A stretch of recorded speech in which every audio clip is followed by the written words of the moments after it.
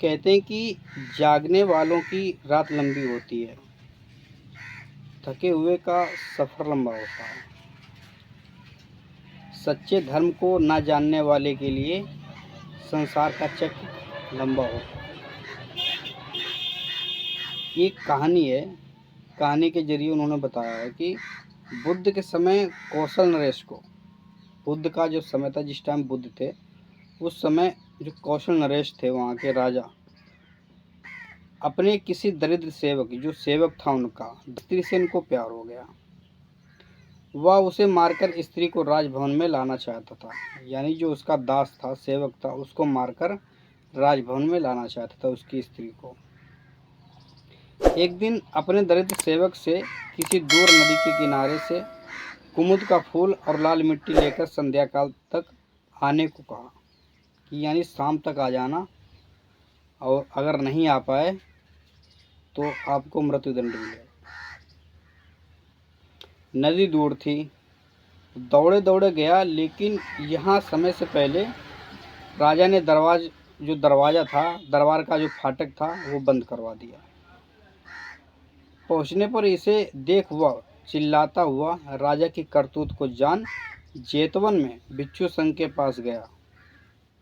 उसकी राजा की सेवक ने करतूत जानी और जो भिक्षु ने तो बौद्ध भिक्षु, उनके संग में गया वहाँ, और भय से त्रस्त हो वहाँ वो सो गया। उसी रात राजा को भयानक सपना आया। रात बहुत लंबी लगने लगी और दूसरे दिन भगवान के पास स्वप्न फल पूछने गया। जब उसने रात को सपना देखा तो क्या हुआ, जो सपना था वो बुद्ध के पास उस सपने का जो आंसर था, कि यानी सपने का जो क्या कारण है जो हमको इस प्रकार से सपना आया, और उसका फल पूछने गया। ठीक उसी समय वह दरिद्र सेवक भी पहुंचकर भगवान से कहने लगा, भंते, मुझे कल नदी तक का सफ़र बहुत लंबा लगा। यानी जब वो कुमुद का फूल और लाल मिट्टी लेने गया, जो उसका सफ़र था वो बहुत लंबा था, जो उसका सेवक था राजा का। इस पर बुद्ध ने कहा, एक को रात लंबी जान पड़ी थी, दूसरे को मार्ग लंबा लगा। इसी तरह मूर्ख लोगों के लिए यह संसार चक्र बहुत लंबा है। कहकर उन्होंने उक्त गाथा को बताया। हम देखते हैं कि पहाड़ों की ऊंचाई पर, हिमालय के ऊंचे ऊंचे गांव में नदी के धार से घिसा जो होता है गोल गोल पत्थर मिलता है, घिसा हुआ गोल गोल पत्थर मिलता है, जिससे स्पष्ट होता है कि कभी उस ऊंचाई पर से नदी बहती होगी, कि वहाँ से कभी नदी बहती होगी। आज गांव से बहुत नीचे नदी बहती है, अर्थात युगों युगों से यह चला आ रहा है। कहीं जहाँ पहले सागर था वहाँ आज रेगिस्तान बना है, जहाँ पहले रेगिस्तान रहा होगा फिर वहाँ आज पानी भरा है, जहाँ पहले जंगल रहा होगा वहाँ आज पहाड़ है। इस तरह अनंत कालों से यह हमारी सृष्टि चल रही है। इसमें हम भी विभिन्न योनियों में जन्म लेते हुए चक्कर काट रहे हैं। जो कल हमारा था आज दूसरे का हो गया, जो कल किसी दूसरे का था आज वह हमारा हो गया। यही जीवन चक्र है। जब तक व्यक्ति इस संसार से मुक्त नहीं होता तब तक वह संसार में जन्म लेते हुए दुख को भोगता रहेगा। आज तक कितने बुद्ध और बोधिसत्व आ चुके हैं, लेकिन हमने अपने को नहीं सुधारा। इसीलिए हम आज भी संसार चक्र में भ्रमण कर रहे हैं। ये जीवन का सत्य है। जो जीवन जीने का जो तरीका है उस चीज़ को बुद्ध ने बताया है।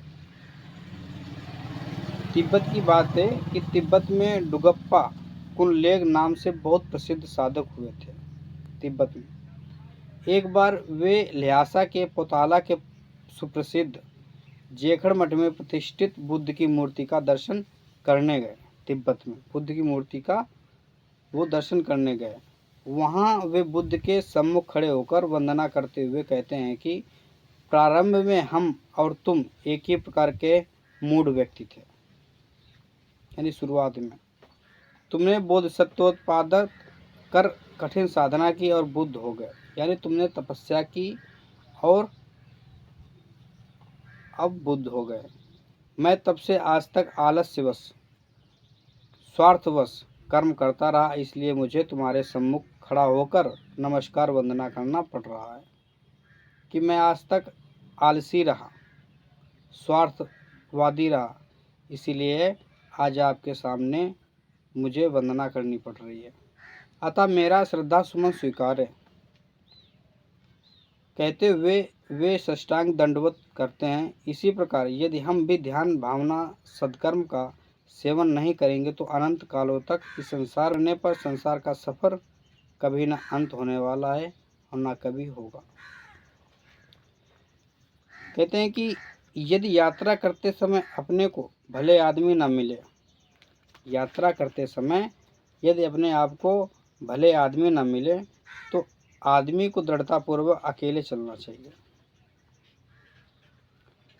अकेले ही रहना चाहिए। मूर्ख व्यक्ति की संगत नहीं करनी चाहिए। व्यक्ति की जैसी मित्र मंडली एवं समूह होता है, व्यक्ति पर वैसा ही संस्कार पड़ता है। कहते नहीं कि जैसी संगत वैसी रंगत। इसलिए व्यक्ति को चाहिए कि वह अपना बड़े लोगों के साथ संपर्क रखे, अच्छे लोगों के साथ संपर्क रखे, मित्रता करे, उनसे दोस्ती करे। ऐसा करने पर जैसे फूल के समूह से जुड़ा हुआ धागा माला के रूप में महान व्यक्ति के गले तक पहुंचता है, अन्यथा धागे को कौन गले में डालता? संगत का ही असर है। जो धागा होता है फूल का, उसे गले में डालते एक भला आदमी, अच्छा आदमी। नहीं तो धागे का क्या महत्व है? कोई ऐसे नहीं डाल देगा बेफालतू में। चंदन के जंगल में पैदा हुआ, चंदन जो होता है जंगल में पैदा हुआ, अन्य वृक्ष भी चंदन की गंध देने लगते हैं। अगर पड़ोस में चंदन के और कोई पेड़ है तो उसकी सुगंध भी उसे उसी तरीके से महसूस होने लगती है, पास में अगर रहता चंदन के। यदि आप अच्छे व्यक्ति से संबंध करोगे तो आप अच्छे होंगे, बुरे से संबंध करोगे तो आप बुरे बनेंगे। व्यक्ति स्वयं अच्छा या बुरा इसका मूल्यांकन वह स्वयं नहीं कर पाता है।